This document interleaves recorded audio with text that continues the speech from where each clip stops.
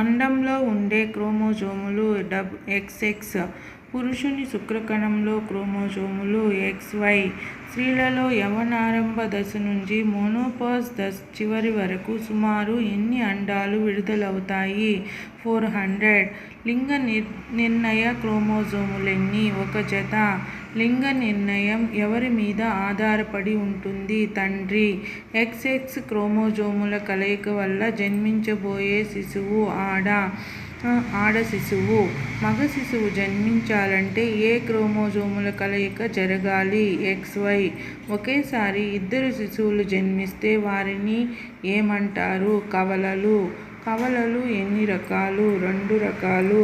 ఫలదీకరణ చెందిన అండం 2 భాగాలుగా విడిపోయి 2 అమ్మాయిలుగా గానీ 2 అబ్బాయిలుగా గానీ ఒకేసారి జన్మించడాన్ని సమరూప కవలలు అంటారు. అసాధారణ పరిస్థితుల్లో 2 అండాలు విడుదలై 2 శుక్రకణాలతో సంయోగం చెందితే వాటిని అసమరూప కవలలు అంటారు.